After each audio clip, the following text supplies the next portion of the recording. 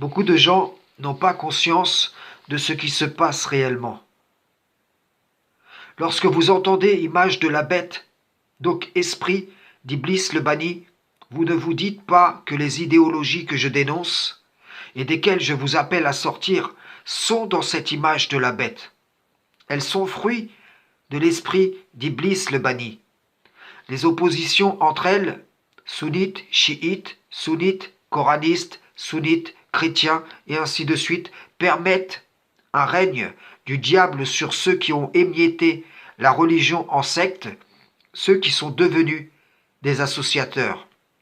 Les adhérents à ces concepts sont persuadés d'être dans le bon camp. Et cela, c'est l'illusion qui leur est donnée. Un sunnite m'a dit, quand nous aurons fait tomber le sionisme, nous aurons fait tomber le mal. Mais en vérité, si le sunnisme gagne suprématie sur le sionisme, eh bien, ils deviendront les nouveaux sionistes. Essayant de mettre en place le projet du sunnisme sur terre. De même, si les peuples du Sud renversent ceux du Nord, eh bien, nous passerons d'un paradigme dominant à un autre. Et ces deux choses n'ont rien à voir avec une recherche de triomphe de l'islam sur toutes les autres religions. De même, si les peuples arrivaient à faire tomber les élites, ils n'offriraient, dans ce cas, à Satan, que l'opportunité, la brèche de placer son élu en sauveur.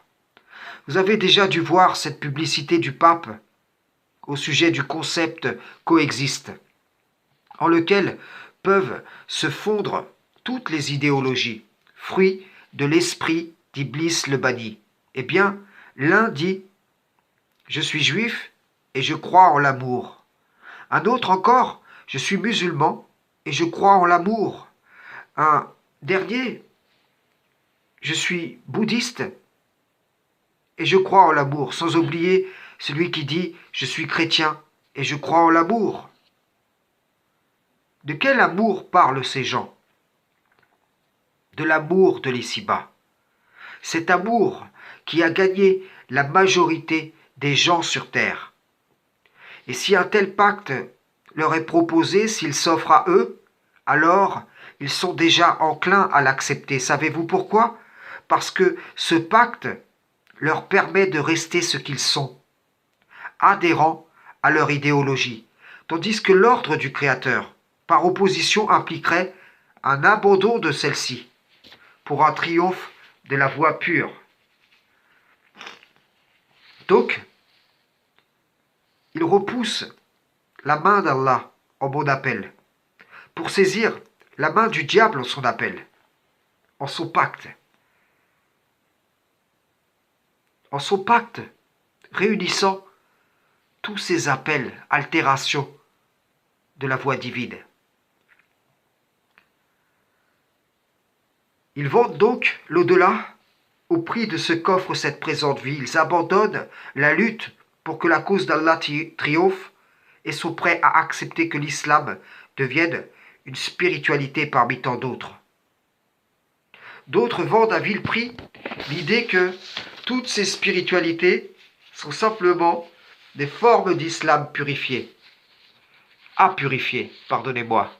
Et dans ce cas, dans le cas où ce mensonge serait accepté, il s'établirait l'islam du diable sur terre, en lequel seraient fondues les idéologies auxquelles les gens adhèrent et qui recouvrent en leur cœur la vérité, cette vérité en adéquation avec leur réelle nature.